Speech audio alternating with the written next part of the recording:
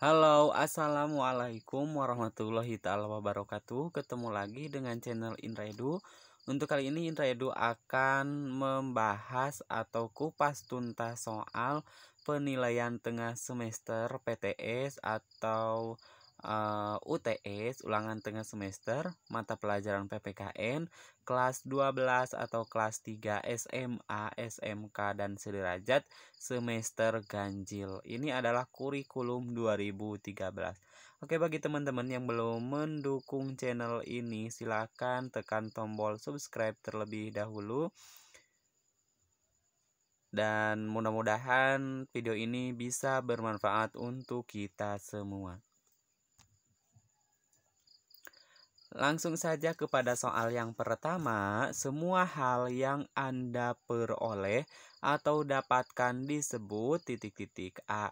HAM, B. Hak, yang C. Kewajiban, yang D. Hak dan kewajiban, yang E. Hak warga negara. Kira-kira jawabannya yang mana?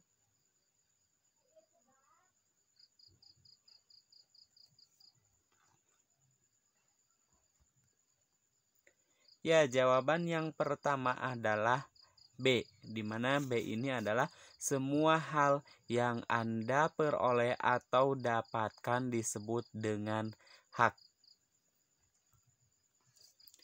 Soal nomor 2. Seperangkat hak yang melekat pada hakikatnya dan keberadaan manusia sebagai makhluk Tuhan yang Maha Esa dan merupakan anugerahnya yang wajib dihormati, dijunjung tinggi, dan dilindungi oleh negara, hukum, pemerintah, dan setiap orang demi kehormatan serta perlindungan harkat dan martabat manusia, merupakan pengertian dari A. HAM, yang B. Hak, C. Kewajiban, D. Hak dan kewajiban, yang E. Hak warga negara.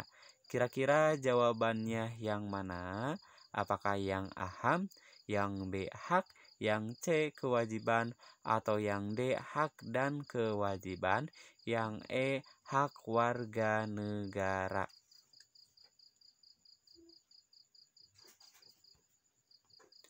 Ya, jawaban untuk soal nomor 2 adalah yang A.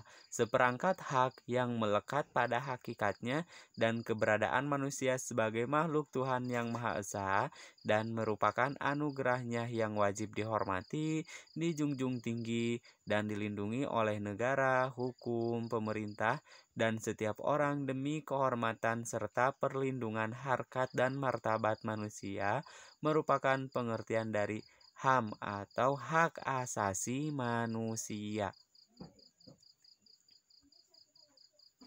Soal nomor 3. Segala sesuatu yang harus dilaksanakan dengan penuh tanggung jawab merupakan pengertian dari A. HAM, yang B. Hak, yang C. Kewajiban, D. Hak dan kewajiban, yang E. Hak warga negara.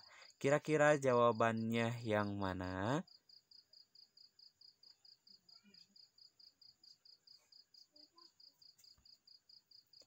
Ya, jawaban untuk soal nomor 3 adalah yang C. Segala sesuatu yang harus dilaksanakan atau dilakukan dengan penuh tanggung jawab merupakan pengertian dari kewajiban.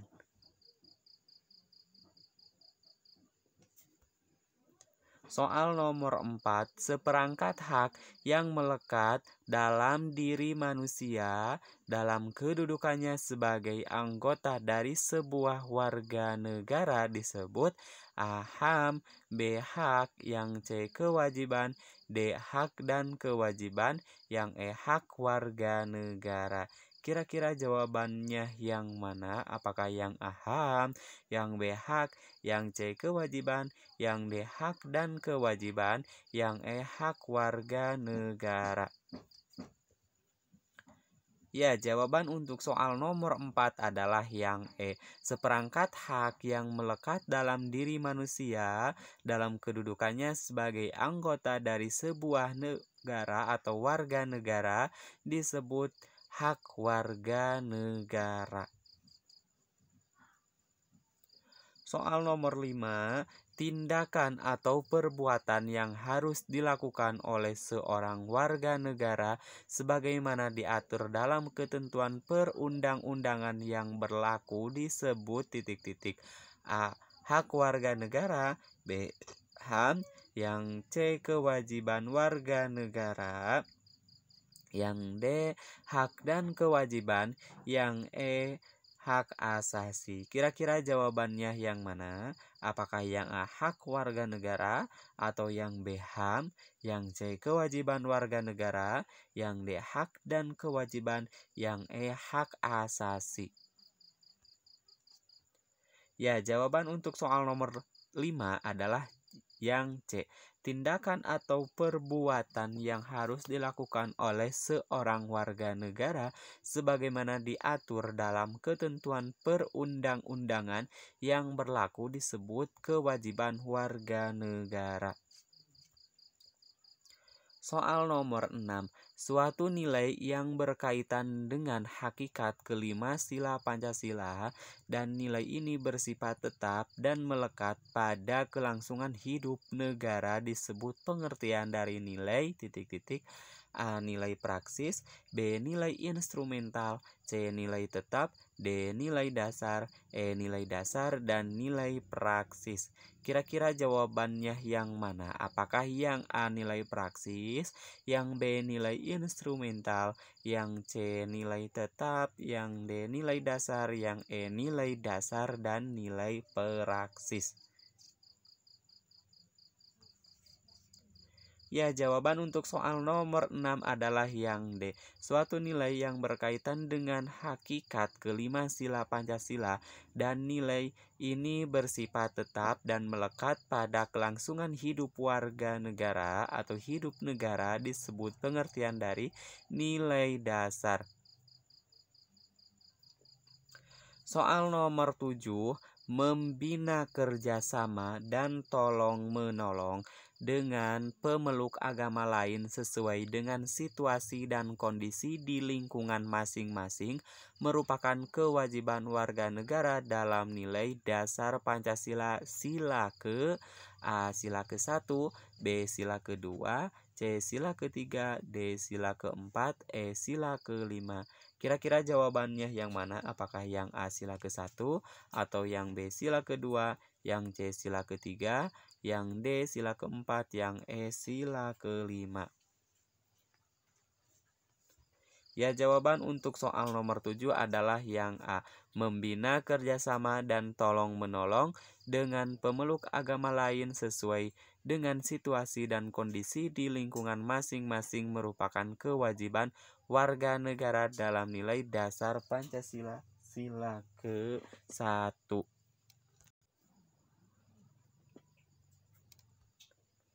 Soal berikutnya, nomor 8.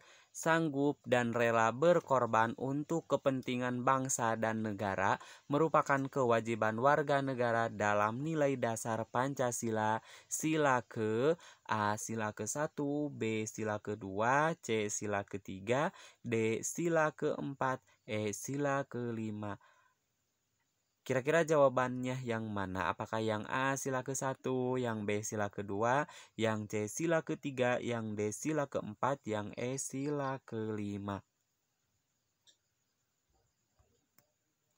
Ya, jawaban untuk soal nomor 8 adalah yang C. Sanggup dan rela berkorban untuk kepentingan bangsa dan negara merupakan kewajiban warga negara dalam nilai dasar Pancasila sila ke-3. Soal berikutnya yaitu soal nomor 9, memberikan kepercayaan kepada wakil-wakil rakyat yang telah terpilih untuk melaksanakan musyawarah dan menjalankan tugas sebaik-baiknya merupakan amanat dari Pancasila sila ke A. Sila ke-1, B. Sila ke-2, C. Sila ke-3, D. Sila ke-4, yang E. Sila ke-5. Kira-kira jawabannya yang mana atau pilihannya yang mana? A. Sila ke-1, B. Sila ke-2, C. Sila ke-3, D. Sila ke-4, yang E. Sila ke-5. Ya, jawabannya untuk soal nomor 9 adalah yang D. Memberikan kepercayaan kepada wakil-wakil rakyat yang telah terpilih untuk melaksanakan musyawarah dan menjalankan tugas sebaik-baiknya merupakan amanat dari Pancasila sila keempat.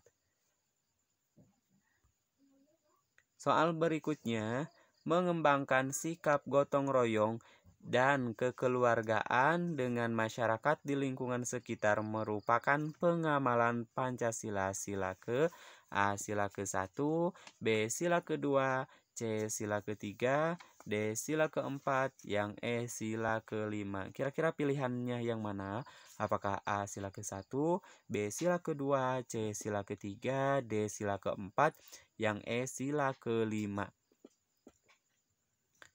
Ya, jawaban untuk soal nomor 10 adalah yang E. Mengembangkan sikap gotong royong dan kekeluargaan dengan masyarakat di lingkungan sekitar merupakan pengamalan Pancasila sila ke-5. Soal berikutnya yaitu soal nomor 11, memperlakukan orang lain sesuai harkat dan martabat sebagai makhluk ciptaan Tuhan Yang Maha Esa merupakan pengamalan Pancasila sila ke A. Sila ke-1, B. Sila ke-2, C. Sila ke-3, D. Sila ke-4, E. Sila ke-5. Kira-kira pilihannya yang mana? Apakah yang A. Sila ke-1, B. Sila ke-2, C. Sila ke-3, yang D. Sila ke-4, yang E. Sila ke-5. Ya, jawaban untuk soal nomor 11 adalah yang B. Memperlakukan orang lain sesuai harkat dan martabat sebagai makhluk ciptaan Tuhan Yang Maha Esa merupakan pengamalan Pancasila sila kedua. Kita lanjutkan kepada soal berikutnya yaitu soal nomor 12.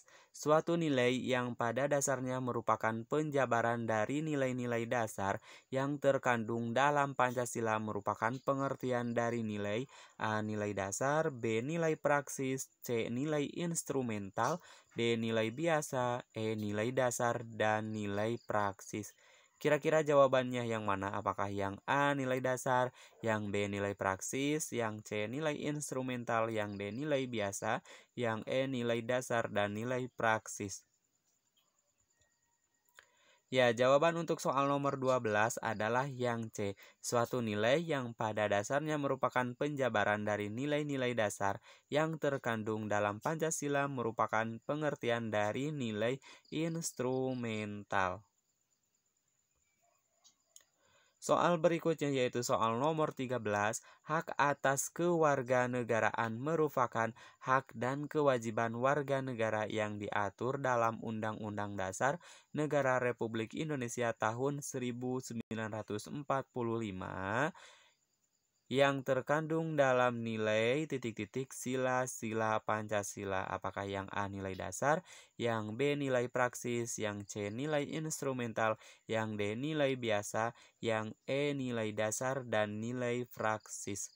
Kira-kira jawabannya yang mana? Apakah yang A nilai dasar, yang B nilai praksis, yang C nilai instrumental, yang D nilai biasa, yang E nilai dasar, dan nilai praksis. Ya, jawaban untuk soal nomor 13 adalah yang C. Hak atas kewarganegaraan merupakan hak dan kewajiban warga negara yang diatur dalam Undang-Undang Dasar Negara Republik Indonesia tahun 1945 yang terkandung dalam nilai instrumental sila-sila Pancasila.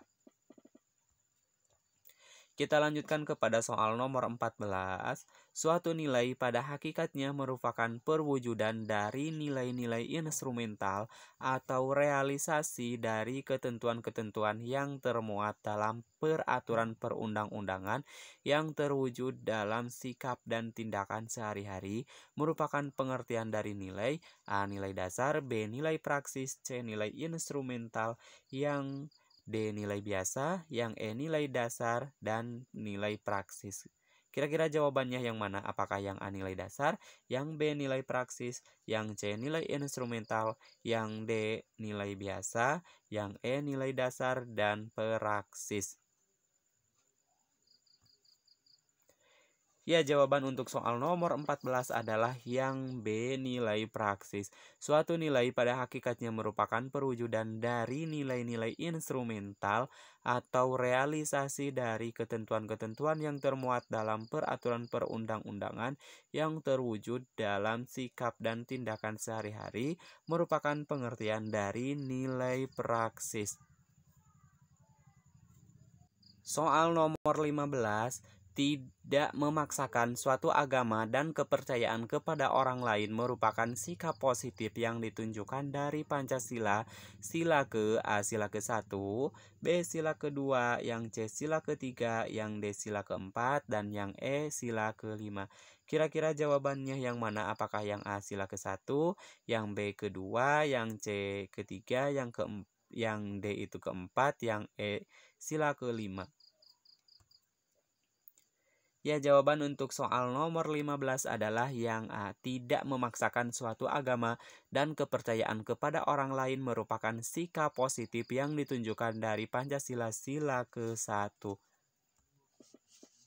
Soal berikutnya yaitu soal nomor 16, menjauhi sifat boros dan gaya hidup mewah, rela bekerja keras merupakan sikap positif dari Pancasila sila ke A sila ke-1, B sila ke-2, C sila ke-3, yang D sila ke-4, yang E sila ke-5. Kira-kira pilihannya yang mana?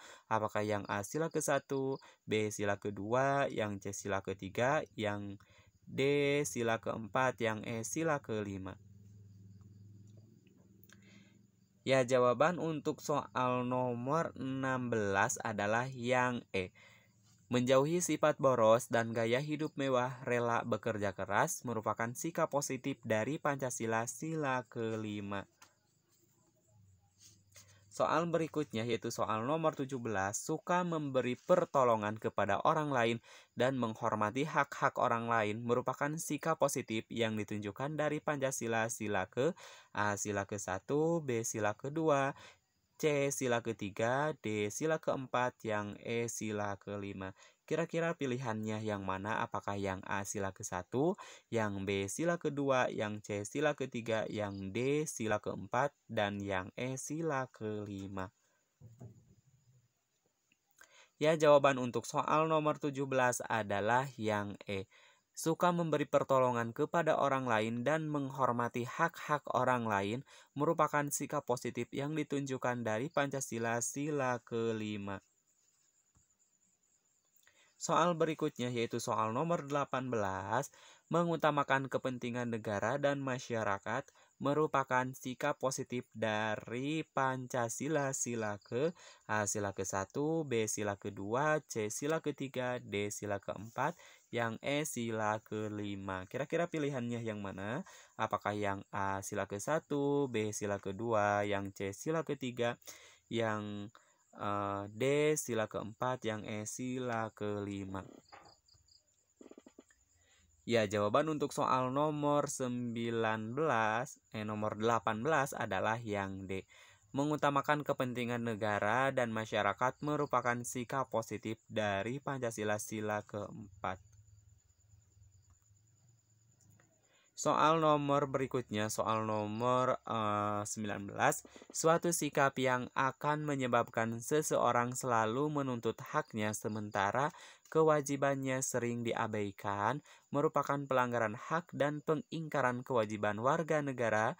Sikap tersebut adalah A. Sikap rendahnya kesadaran berbangsa dan bernegara. B. Sikap egois. C. Sikap tidak toleran. Yang D. Penyalahgunaan kekuasaan. Yang E. Penyalahgunaan teknologi. Sekali lagi, apakah yang A. Sikap rendahnya kesadaran berbangsa dan bernegara. Yang B. Sikap egois. Yang C. Sikap tidak toleran. Yang D. Penyalahgunaan kekuasaan. Yang E. Penyalahgunaan teknologi. Ya, jawaban untuk soal nomor 19 adalah yang B, di mana suatu sikap yang akan menyebabkan seseorang selalu menuntut haknya, sementara kewajibannya sering diabaikan, merupakan pelanggaran hak dan pengingkaran kewajiban warga negara. Sikap tersebut ialah sikap egois atau terlalu mementingkan diri sendiri. Soal nomor 20, Rina berteman di sosial media dengan orang asing yang baru ia kenal, lalu ia janjian untuk bertemu. Dan akhirnya terjadi kasus penculikan yang berawal dari pertemanan di jejaring sosial tadi. Contoh tersebut merupakan pelanggaran hak dan pengingkaran kewajiban warga negara disebabkan oleh faktor yang A. Rendahnya kesadaran berbangsa dan bernegara, yang B. Sikap egois, yang C. Sikap tidak toleran, yang E. Penyalahgunaan kekuasaan, yang E. Penyalahgunaan teknologi. Sekali lagi, apakah yang A. Rendahnya kesadaran berbangsa dan bernegara, yang B. Sikap egois, yang C. Sikap tidak toleran, yang D. Penyalahgunaan kekuasaan, yang E. Penyalahgunaan teknologi. Ya, jawaban untuk soal nomor 20 adalah yang E. Rina berteman di sosial media dengan orang asing yang baru ia kenal, lalu ia janjian untuk bertemu dan akhirnya terjadi kasus penculikan yang berawal dari pertemanan di jejaring sosial tadi. Contoh tersebut merupakan pelanggaran hak dan pengingkaran kewajiban warga negara disebabkan oleh faktor penyalahgunaan teknologi. Soal berikutnya yaitu soal nomor 21. Para pengusaha yang tidak memperdulikan hak-hak buruhnya jelas melanggar hak warga negara. Contoh tersebut merupakan pelanggaran hak dan pengingkaran kewajiban warga negara disebabkan oleh faktor A. Rendahnya kesadaran berbangsa dan bernegara, yang B. Sikap egois, yang C. Sikap tidak toleran, yang D. Penyalahgunaan kekuasaan, yang E. Penyalahgunaan teknologi. Sekali lagi, yang A. Rendahnya kesadaran berbangsa dan bernegara, yang B. Sikap egois, yang C. Sikap tidak toleran, yang D. Penyalahgunaan kekuasaan, yang E. Penyalahgunaan teknologi. Ya, jawaban untuk soal nomor 21 adalah yang D.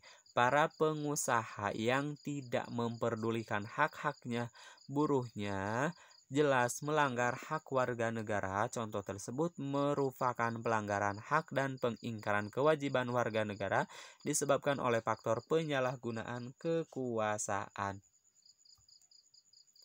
Soal berikutnya yaitu soal nomor 22, masih terjadi kasus salah tangkap perbedaan perlakuan oknum aparat penegak hukum terhadap para pelanggar hukum dengan dasar kekayaan atau jabatan masih terjadi.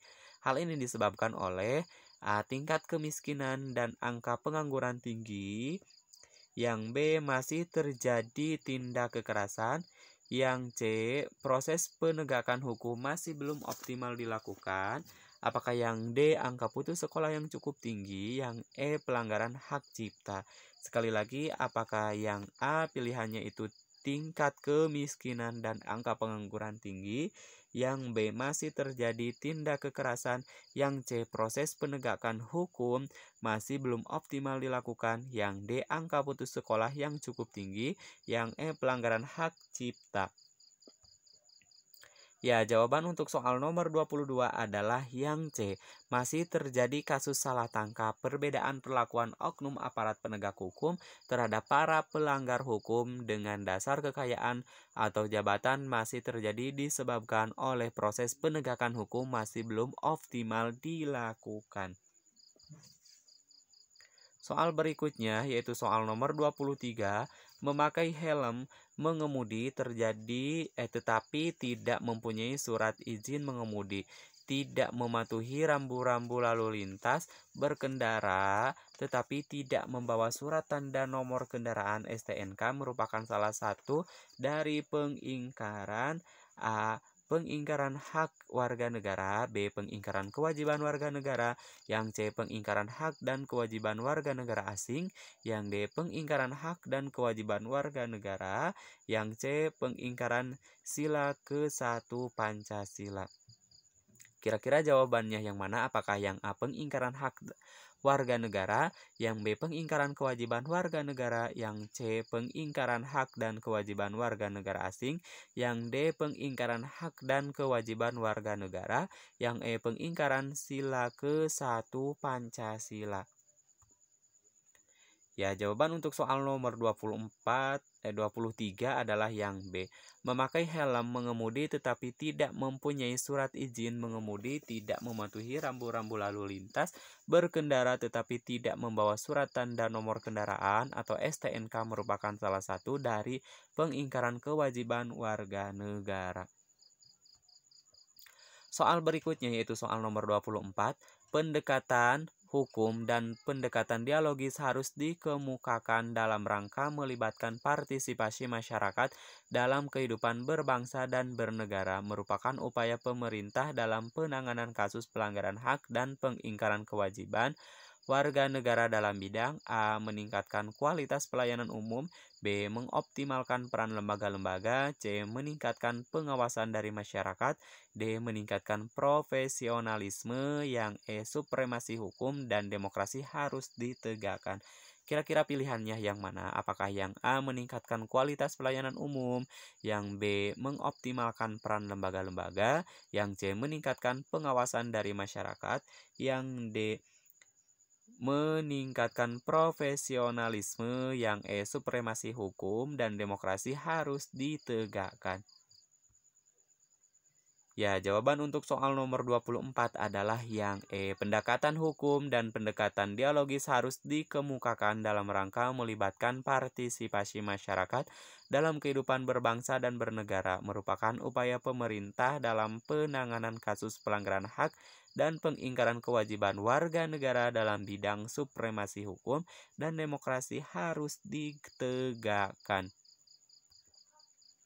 Soal berikutnya yaitu soal nomor 25, suatu lembaga yang melakukan penanganan terhadap kasus-kasus yang berkaitan dengan gerakan separatisme, ancaman keamanan dari laut merupakan dari fungsi lembaga negara, A. Kepolisian, B. TNI, C. KPK, yang D. Lembaga peradilan, yang E. Hakim. Kira-kira pilihannya yang mana? Apakah yang A. Kepolisian, yang B. TNI, yang C. KPK, yang D. Lembaga peradilan, yang E. Hakim?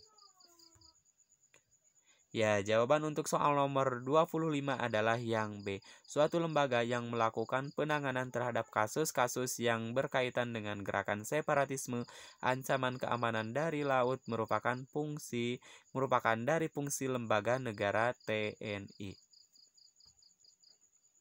Soal berikutnya yaitu soal nomor 26. Suatu lembaga yang melakukan peranannya untuk menjatuhkan vonis atau kasus pelanggaran hak dan pengingkaran kewajiban warga negara merupakan fungsi dari lembaga A. Kepolisian, B. TNI, C. KPK, D. Lembaga peradilan, E. Hukum Hakim. Sekali lagi, yang A. Kepolisian, B. TNI, yang C. KPK, yang D. Lembaga peradilan, yang E. Hakim. Ya, jawaban untuk soal nomor 26 adalah yang D. Suatu lembaga yang melakukan peranannya untuk menjatuhkan vonis atau kasus pelanggaran hak dan pengingkaran kewajiban warga negara merupakan fungsi dari lembaga peradilan.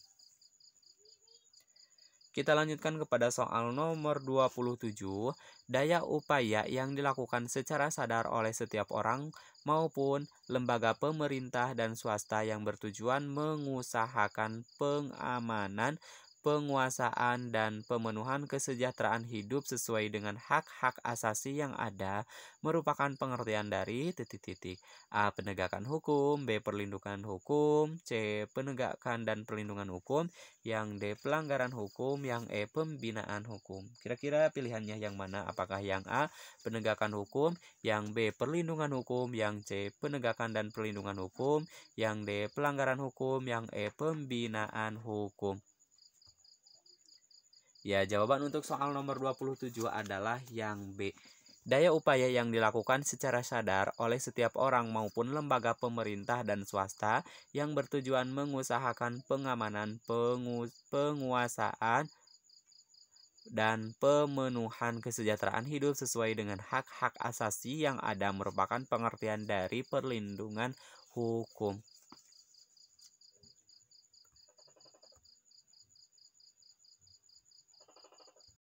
Soal berikutnya yaitu soal nomor 28. Suatu perlindungan dapat dikatakan sebagai perlindungan yang dapat dikatakan sebagai perlindungan hukum apabila mengandung unsur-unsur sebagai berikut, kecuali A. Adanya perlindungan dari pemerintah kepada warganya, yang B. Jaminan kepastian hukum, yang C. Berkaitan dengan hak-hak warga negara, yang D. Adanya sanksi hukuman bagi pihak yang melanggarnya, yang E. Melindungi kepentingan penjahat. Kira-kira jawabannya yang mana? Apakah yang A, adanya perlindungan dari pemerintah kepada warganya, yang B, jaminan kepastian hukum, yang C, berkaitan dengan hak-hak warga negara, yang D, adanya sanksi hukuman bagi pihak yang melanggarnya, yang E, melindungi kepentingan penjahat.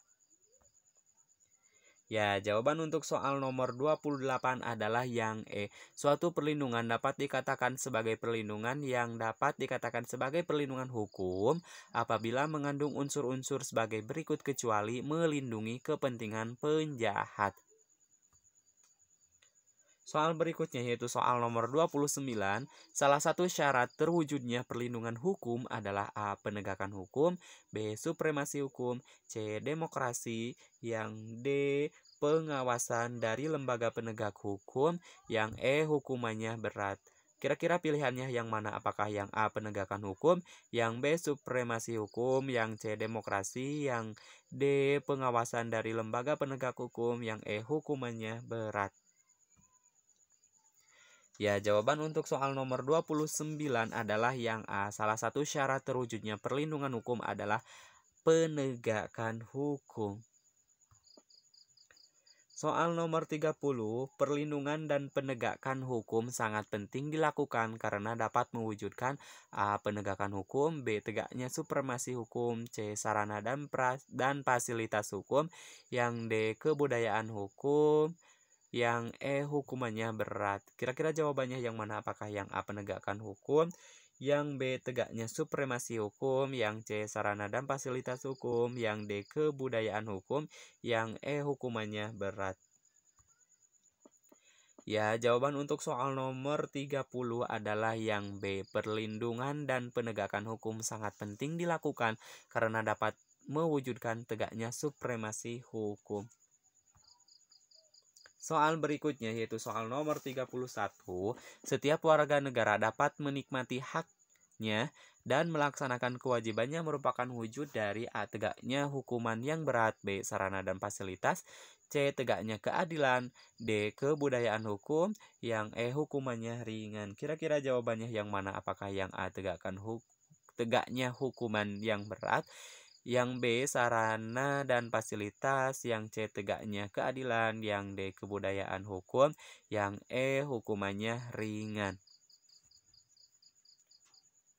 Ya, jawabannya adalah yang C. Setiap warga negara dapat menikmati haknya dan melaksanakan kewajibannya merupakan wujud dari tegaknya keadilan. Soal berikutnya, yaitu soal nomor 32. Menurut Sujono Sukanto, keberhasilan proses perlindungan dan penegakan hukum tidaklah semata-mata menyangkut ditegaskannya hukuman yang berlaku, akan tetapi sangat bergantung pada beberapa faktor, kecuali A. Hukumannya, B. Penegak hukum, C. Masyarakat, D. Sarana dan fasilitas yang mendukung penegakan hukum, yang E. Pelanggaran hukum. Kira-kira jawabannya yang mana? Apakah yang A. Hukumannya, yang B. Penegakan hukum, yang C. Masyarakat, yang D. Sarana atau fasilitas yang mendukung penegakan hukum, yang E. Pelanggaran hukum. Ya, jawaban untuk soal nomor 32 adalah yang E. Menurut Sujono Sukanto, keberhasilan proses perlindungan dan penegakan hukum tidaklah semata-mata menyangkut ditegaskannya hukuman yang berlaku, akan tetapi sangat bergantung pada beberapa faktor, kecuali pelanggaran hukum. Soal berikutnya yaitu soal nomor 33. Melakukan penangkapan, penahanan, penggeledahan, dan penyitaan merupakan kewenangan lembaga penegak hukum adalah peran dari A. Polri, B. Kejaksaan, C. Kehakiman, D. Advokat, yang E. KPK. Kira-kira pilihannya yang mana? Apakah yang A. Polri, yang B. Kejaksaan, yang C. Kehakiman, yang D. Advokat, yang E. KPK? Ya, jawaban untuk soal nomor 33 adalah yang A. Melakukan penangkapan, penahanan, penggeledahan, dan penyitaan merupakan kewenangan lembaga penegak hukum adalah peran dari Polri.